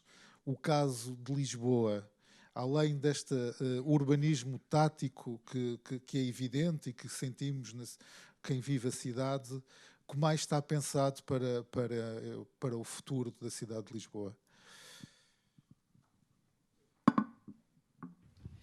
Bom, eu creio que já no mandato anterior a este foi lançado um ambicioso programa de intervenção no espaço público, de onde se destaca o programa de uma praça em cada bairro e, por outro lado, onde já foram feitas cerca de 19 intervenções e muitas outras que estão em fase de projeto e depois vão avançar para a obra, e também a reabilitação da Frente Ribeirinha da cidade de Lisboa, que já com troços muito significativos transformados e devolvidos a essa fruição, e outros que estão em preparação para se conseguir ter uma coerência de corredor nessa relação mais direta entre o rio e a cidade. Esse conceito, na realidade, ele não aparece agora. Nós já conhecíamos desde o período da arquitetura, do movimento de arquitetura moderna, a lógica da unidade de vizinhança. Ela está muito presente no planeamento já muito antes, portanto ela agora aparece marketizada sob a forma da cidade dos 15 minutos, mas nós não começámos a olhar para isso a partir desse momento. Portanto, essa é uma designação que é mais fácil de apreender do que explicar o que é uma unidade de vizinhança, portanto melhoramos na designação do nome, mas tem-se estado a trabalhar de facto nesse sentido, mas nós não partimos de uma cidade, nós partimos de uma cidade que já existe, que no seu essencial é consolidada, e portanto o espaço de oportunidade para a transformação é precisamente através do espaço público e através de um reajustamento, mas que é um reajustamento que é feito pelos próprios proprietários das lojas, dos edifícios, etc., e que vão reajustando. Nós vemos agora, um pouco por toda a cidade de Lisboa, praticamente todas as insígnias da distribuição do retalho alimentar têm pequenos supermercados de bairro nessa filosofia do abastecimento a uma distância de poucos minutos a pé. Nós já tínhamos as mercearias também começaram a evoluir no sentido de uma diferenciação de determinado tipo de produtos frescos, de charcutarias e outros, e diferenciam-se destes pequenos supermercados. Portanto, há um reajustamento na cidade consolidada que vai nessa direção, mas onde eu penso que nós faremos uma inscrição mais significativa deste conceito, que eu diria que é uma reinscrição, porque nós tivemos, por exemplo, em alguns projetos de urbanismo durante o período de ditadura, como foi o caso do bairro de Alvalade, mas há outros, onde os equipamentos estão no centro da comunidade, toda a lógica de proximidade e de abastecimento está lá presente, os logradores, tudo isso. Aliás, num ensaio que nós encomendámos à Universidade de Lisboa para perceber o efeito das ilhas de calor no concelho de Lisboa, verificou-se, por exemplo, no bairro de Alvalade, que as ruas que têm logradores ou à frente ou atrás dos edifícios conseguem manter, mesmo nos dias mais intensos, uma temperatura amena, que não põe em causa a saúde dos moradores, mas nas outras isso está tudo em vermelho, ou na própria Baixa, onde não há arborização nenhuma, e outras zonas da cidade. Portanto, essa reinscrição ela está a ser feita agora através de grandes projetos de obra pública, seja de promoção direta da Câmara, seja através de concessão de obras públicas no âmbito do programa Renda Acessível. E, portanto, há projetos de grande envergadura um pouco por toda a cidade. No caso de em Marvila, agora há uns mais que tiveram uma discussão mais acesa no Alto do Restelo e que estará, digamos, para breve a apresentação do resultado dessa discussão pública e as suas consequências. Eu creio que estas operações que são de transformação significativa vão ser inscrições desse conceito. E onde a Câmara de Lisboa não está numa atitude passiva, vai atrás dos próprios, das atividades que têm, das entidades que oferecem serviços públicos de proximidade, como sejam da saúde, ou também dos privados em relação ao retalho ou à prestação de cuidados, como por exemplo as creches na rede não lucrativa, em que todas estas intervenções, por exemplo, estão a ser equipadas para garantir uma taxa de cobertura de 100% da procura potencial adicional. Portanto, esta política de rejuvenescimento da população e da conveniência, porque uma grande parte da geração de viagens na cidade também é esta logística para quem tem filhos em idade de pré-escolar e de creche, de ir colocar as crianças nas creches e que por vezes tem que fazer deslocações significativas. Portanto, todos estes conceitos que, um bocadinho como o João Ferrão estava a referir, não é? Ecossocial, eles estão aqui a ser incorporados e estão a começar a ser construídos. Portanto, eu acho que nós vamos ver isso a acontecer na cidade de Lisboa agora durante os próximos 3, 4 anos, a ter essa materialidade. Mas o que eu queria sublinhar é que já há um trabalho que vem talvez de há 6, 7 anos, onde esse esforço, como foi aqui referido, da importância desse sistema condutor analógico que é o chão, que é o espaço público. Eu também concordo que estamos aqui numa fase... é uma espécie de ensaio de provocação que também está a acontecer, que é este urbanismo tático com as ciclovias pop-up ou com as esplanadas pop-up que vão ocupando lugares de estacionamento. Elas já vêm depois de também ter acontecido aquele dia da cidade, do centro da cidade sem carros, na Avenida da Liberdade e outras ruas, em que as pessoas têm a experiência dessa transformação de uso, que é por um período temporário, mas que agora eu acho que a sociedade está preparada e exige de nós essa transformação e essa reorganização do espaço público. E nós iremos a isso. Muito obrigado. Passava uma questão à Maria Manuela Oliveira, acerca de, pegando na ideia, há pouco, João Ferrão falava que a pandemia suspendeu o funcionamento das cidades, não só das cidades, do espaço público, dos bairros, cristalizou, de certa forma, suspendeu a atividade humana, mas não suspendeu a natureza que continua a funcionar, continua a sua relação. E nessa ideia de quase que foi é um momento de laboratório único, que esperamos que não volte a acontecer. Como arquiteta e como investigadora, pergunto o que mais surpreendeu na forma como o Covid afetou as nossas cidades, mas quando falo as nossas cidades são aquelas em que eu vivo e que a Maria Manuela vive, as cidades de média dimensão. Não a grande cidade de Lisboa ou Porto, mas dessa experiência mais local e dessa vivência. Bom, eu, de facto, para mim a grande surpresa foi esta descoberta da dimensão avassaladora do espaço público. E, sobretudo, se a descolonizar e a desligar daquilo que é o espaço de circulação, como se fizesse um negativo daquilo que é o espaço construído. Eu, como arquiteta, não consigo deixar de pensar nestas questões sem associar ao espaço físico um desenho possível, não é? É uma ideia possível do que pode ser. Isso realmente foi absolutamente revelador. E foi só a partir daí, de ver as ruas completamente vazias, que conseguimos ir ao Google e começar a manchar tudo o que era espaço livre e depois perceber que grande parte do espaço livre é impermeabilizado, que o que sobra do espaço livre impermeabilizado é, apesar de tudo, destinado ao sistema rodoviário a protegê-lo, basicamente. E gostava também de dizer uma coisa que é, eu entendo perfeitamente estas ações, mas preocupa-me muito quando elas são, pura e simplesmente, continuam a ser feitas apenas no centro das cidades, no centro canónico das cidades. Os centros das cidades estão protegidos por si. Eu confesso que aí o problema é fácil, porque podemos É fácil, enfim, mas é mais simples, é mais conhecido. Fazemos as experiências que quisermos, temos uma população mais culta, mais disponível para determinado tipo de ensaios.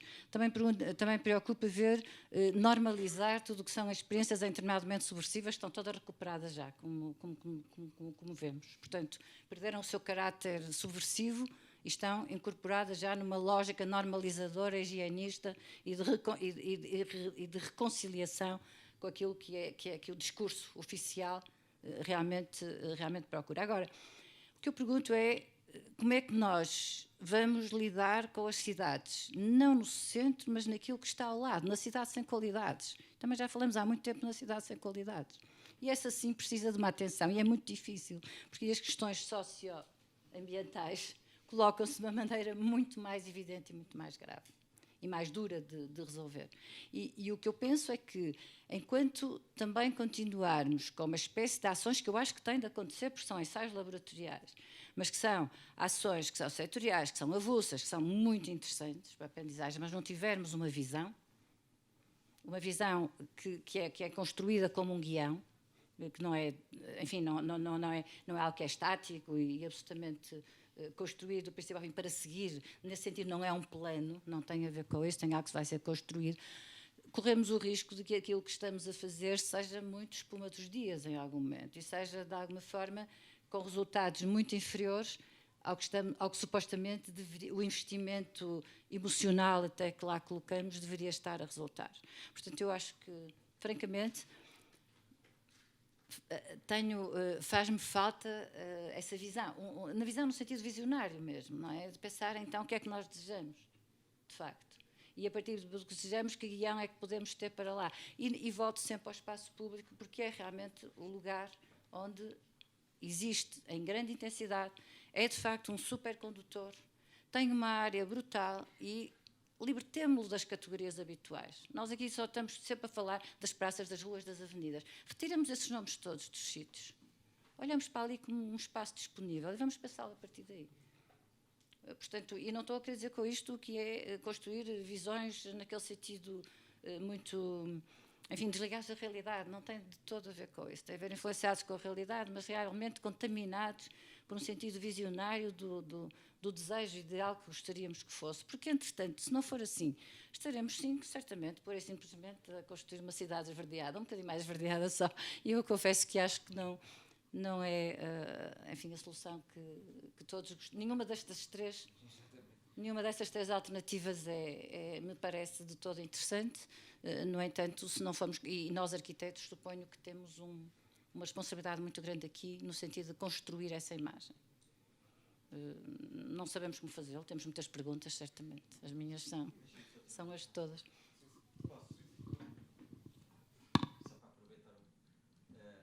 Subversiva aqui na ordem das coisas. Eu concordo completamente consigo. Eu penso que essa, chamemos-lhe assim, essa intensidade emocional de desejo de transformação, eu acho que nós temos que a fazer precisamente com a população desses bairros, de cada bairro. Aliás, em conversas que tenho tido com a Helena, da Ordem dos Arquitetos, e com outros colegas, temos feito esta discussão, até num debate a propósito do processo de participação pública no Martim Moniz, em que nós estamos até a apelar, na fase agora de discussão pública, que estamos a apelar ao desenho sobre o espaço. Já há um programa de objetivos de transformação que vem da primeira fase e agora estamos a convidar qualquer pessoa ou profissional a apresentar propostas ilustradas sobre como é que pode ser a materialidade desses objetivos naquela praça. Mas eu tenho grande sensibilidade ao que referiu em relação às áreas não centrais e que já estão consolidadas e normalmente muito valorizadas. Nós vamos apresentar muito em breve uma análise atualizada de áreas de privação múltipla do Concelho de Lisboa, nas várias dimensões, essa demarcação de territórios e provocar uma discussão sobre o que é o programa de transformação dessas áreas, do ponto de vista biofísico, mas também social e económico, e qual é o papel nesse processo de transformação que os próprios moradores, as autoridades locais e os profissionais da arquitetura e urbanismo podem dar nesse sentido, e também foi tema de discussão com a Ordem dos Arquitetos, que até lancei um desafio muito concreto precisamente para esse programa, para nos ajudar nessa e fazer precisamente duas experiências. Porque uma das coisas que eu creio que era importante é que as entidades públicas não tenham medo de experimentar e que não tenhamos medo de ensaiar, como por exemplo estamos a fazer agora no Martim Moniz com uma participação pública que é desenhada, não sabemos o que é que vai dar, logo veremos se temos inputs interessantes ou nem por isso. E também de fazermos esse ensaio, porque, por exemplo, estou a pensar que nas áreas urbanas de género ilegal ou outras áreas que estão muito desqualificadas urbanisticamente, não há muitas em Lisboa, mas há algumas, como é que essa transformação física, que nesses casos não é só no espaço público, porque é preciso uma regeneração urbana e ambiental desses espaços, como é que isso pode trazer identidade ao sítio, ao lugar, como é que ele se reinterpreta e cria um sentido de pertença e de orgulho para esses territórios. Pronto, já foi mais do que uma frase, que era o que eu tinha prometido. Força. Eu acho que estamos, enfim, desculpas, não é para fazer um diálogo, mas aquele exercício que Secchi e Viganò fizeram em Paris sobre as barreiras de Lúcifer, eu acho que é fundamental e fazermos nas nossas cidades. Perceber exatamente o que é que são as barreiras, esses filtros que são completamente assimétricos. Eles, de facto, falam a porosidade é uma coisa, a permeabilidade é outra, e era absolutamente fundamental fazermos esse exercício sobre as nossas cidades para perceber entre o que são questões sociais, questões físicas, pode ser uma variante, outro tipo são questões sociais, outras são étnicas, etc., e fazermos esse mapa das barreiras que impedem que as nossas cidades sejam cidades porosas e permeáveis, e ter essa... E aí sim ter uma visão e construir uma visão geral para, a partir com estas experiências particulares, se irem alimentando mutuamente. Eu não acho que, de facto, acho que é como no projeto, temos de fazer tudo ao mesmo tempo. Não é? Porque senão corremos riscos de... Não é necessário, não pode ser não, e não é telescópico, de certeza. Desculpa. João, no início da intervenção do Ricardo Veludo, peço desculpa, Ricardo Veludo, referia-se ao encontro do urbanismo do ano passado, que tinha por nome Covid-19 prepara as cidades para riscos globais. Foste coordenador científico desse trabalho, e esse teve como objetivo cruzar visões e vivências distintas das cidades sobre a pandemia, em termos de gerais, caso particular de Lisboa, mas um pouco de uma reflexão do futuro. Será que esta situação que estamos a viver agora pode ser uma oportunidade para as cidades médias de Portugal? Temos pouco tempo, não é? Deixem-me fazer só um comentário rapidíssimo aos 15 minutos, não posso deixar de fazer. Que é, não para juntar várias coisas, porque eu acho que nós estamos a fazer aqui um bom puzzle. Não temos nada combinado, mas acho que estamos aqui a fazer um bom puzzle. Vou ser rapidíssimo. E depois falo das cidades médias. O Ricardo falou em reinscrição e relembrou as unidades de vizinhança, que anda há muitos anos no planeamento, sabe muito bem do que é que isso se trata. Mas há aqui uma diferença que é muito importante, que é uma coisa é nós introduzirmos a lógica da unidade de vizinhança quando planeamos um novo espaço, outra coisa é olharmos para a área consolidada, para a realidade que temos, com uma lente que é a lente dos 15 minutos. E isso prende-se com 3 coisas que aqui falámos. Uma com a definição de áreas de privação múltipla, outra com as barreiras e com a visão. Isto é, se eu usar o critério dos 15 minutos, dizendo, bom, 15 minutos em relação a quê? A uma lista de equipamentos de equipamentos básicos e de espaços verdes. Hoje em dia, com os sistemas de informação geográfica, é uma coisa facílima e eu vejo quais são as áreas de privação múltipla e quais são o tipo de barreiras que existem para que essas pessoas tenham ou não tenham acesso dentro dos tais 15 minutos. Portanto, não se trata aqui, neste caso, na maior parte dos casos, na área metropolitana, ou numa área metropolitana, numa área urbana, em geral, não se trata tanto de introduzir o conceito naquilo que está a ser construído novo, mas é uma lente que nós construímos, que nós usamos para olhar para a totalidade e identificar espaços de privação múltipla.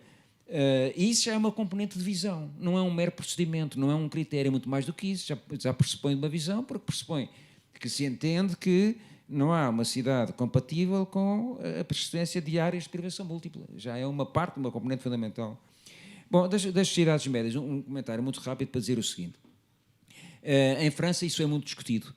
e houve muitos debates e houve estudos sobre as cidades médias e de que modo é que as cidades médias podiam aproveitar o contexto de pandemia, apresentando-se como um contraponto àquilo que eram malefícios que aparentemente, ou realmente, eram vividos com maior intensidade nas cidades. E, sobretudo, houve algumas cidades francesas que desenvolveram um marketing muito eficiente do ponto de vista de comunicação, de venha viver para a cidade tal, porque aqui encontra tudo aquilo, pode continuar a fazer a sua vida normal, porque tem tranquilidade, sossego, equipamentos para os seus filhos perto de casa, etc, etc. Portanto, foi, sobretudo, uma oportunidade do ponto de vista de imagem para as cidades médias. E, como não há muito tempo, eu diria o seguinte, é um bocadinho como o urbanismo tático. Há coisas que são importantes, mas temos que perceber os seus limites. Não vão resolver nada de estrutural, mas, no entanto, podem alimentar dinâmicas que têm interesse. E que têm interesse com interferência no cotidiano, no dia-a-dia das pessoas. Isso é importante. Ou seja, eu com o urbanismo tático, ou com o facto de atrair, tornar mais atraente a imagem de algumas cidades médias, não estou a resolver os problemas estruturais, mas estou, apesar de tudo, a mexer em alguma coisa e que as pessoas sentem. Portanto, eu vejo isso, sobretudo, como pontos intermédios para duas coisas. Para tornar as pessoas mais exigentes, porque qualquer pessoa, quando tem uma coisa, quer outra. Não é? É sempre assim, é normal, faz parte. E, portanto, também torna as pessoas mais exigentes e, por outro lado, eu creio que tornam os decisores públicos mais conscientes de que, sendo intervenções importantes, não é através delas que estão a resolver o problema fundamental. Isto é, não há nenhuma discussão séria sobre o futuro das cidades médias sem incluir a questão do emprego e da habitação. Não há. E, no entanto, claro que eu posso fazer marketing territorial, posso fazer uma série de coisas, posso fazer intervenções do ponto de vista ecológico que são fundamentais e são essenciais, mas as questões estruturais estão lá. E por isso voltamos ao mesmo. Chamemos de visão, chamemos de agenda, o que quiserem, mas o futuro das cidades inclui intervenções pontuais, mais ou menos descontínuas, no limite efêmeras, que podem ser interessantes e, portanto, eu não estou a subvalorizá-las. O que eu estou a dizer é que elas não é por aí que nós resolvemos os problemas estruturais. Portanto, são duas faces de uma mesma moeda, sendo que uma face é muito mais pesada do que a outra. Agora, eu percebo que então temos que fazer intervir aqui uma outra componente, a componente tempo. E, por exemplo, na discussão que nós tivemos sobre no encontro do urbanismo, ficou muito claro o que era a diferença entre o que é a governança das urgências, respostas imediatas, a governança da prevenção a médio prazo e a governança da transformação, que é uma coisa de longo prazo. E são coisas diferentes. E elas não se excluem mutuamente, porque nós precisamos de todas. E é tão problemático concentrarmos apenas nas respostas imediatas, como concentrarmos exclusivamente em respostas utópicas muito longínquas, sem que haja um caminho de transição entre a situação atual e a outra. Portanto, essa ideia, que não é nada nova, de curto, médio e longo prazo, mas, sobretudo, perceber, porque antes não se falava em governança, perceber que governança de urgências, governança de prevenção e governança transformadora, são coisas diferentes, inclusive mobilizam responsabilidades diferentes e atores diferentes. Esse eu acho que é um ganho grande que, mais uma vez, não é que já soubesse antes, mas que agora é mais visível e mais evidente. Se é mais visível e mais evidente, isso também nos responsabiliza mais. E agora é só mesmo uma frase. Sim, a Mariana está aí, mas é porque vem mesmo nesta sequência. Eu queria só dizer a todos os que estão a assistir ao debate que este documento que foi organizado pelo João Ferrão está disponível no site da Câmara de Lisboa, em lisboa.pt. É fácil se pesquisarem no Google pelo nome de Encontro de Urbanismo, como preparar as cidades para riscos globais. Obrigado. Há aqui um aspecto muito importante que foi uma preocupação do João e minha também, que somos homens de esperança. Nós quisemos que a apresentação final do documento fosse feita a todas as forças políticas na Assembleia Municipal, que são 11 movimentos e partidos políticos que ali estão, porque estamos a poucos meses de eleições autárquicas O documento faz uma boa sistemática de tudo isto que o João Ferrão deu aqui apenas alguns termos, com o brilhantismo habitual, conseguiu arrumar em pouco tempo muitas coisas que ali estão, e temos a esperança de que isso alimente positivamente os programas eleitorais agora para essa disputa. Era só para chamar a atenção dos presentes que esse documento está disponível online em português e inglês. Obrigado. Muito bem, fica a indicação. Acho que a hora também já vai um pouco adiantada em relação. Foi muito. A Marion, entretanto, teve que sair, já foi.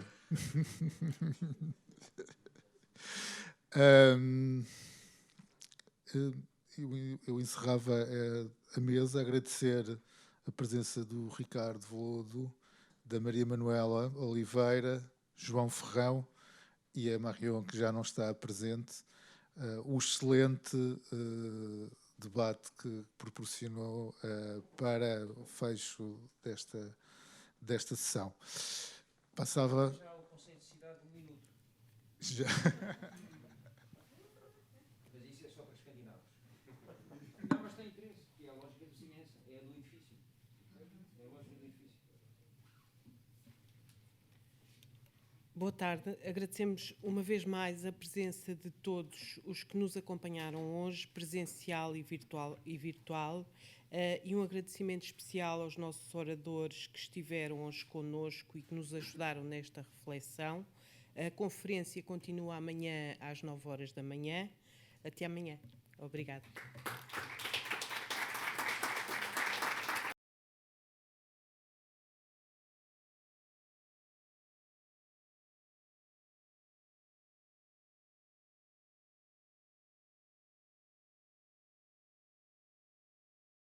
You weren't there.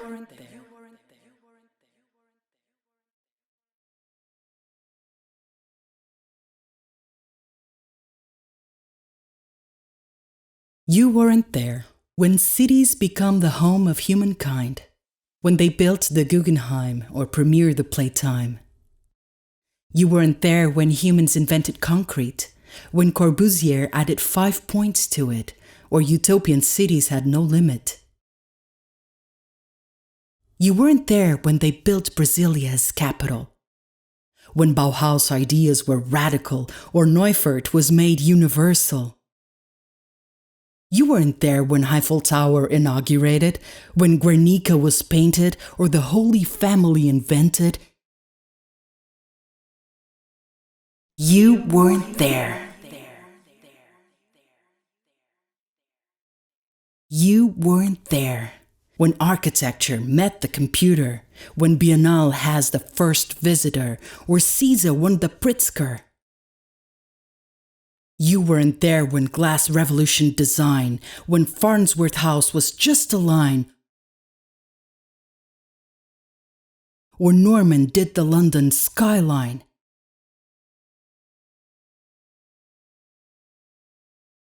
But we could be there, building dreams together, inventing ideas new and radical, of art, construction, and metal, creating comfort and minimal.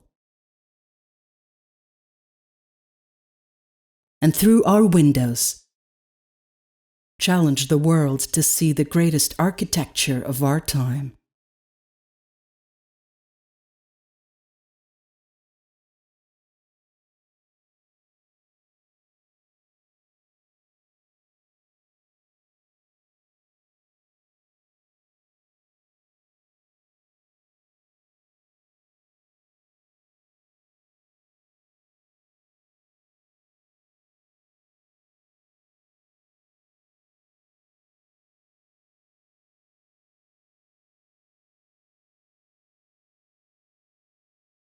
Much more than a window.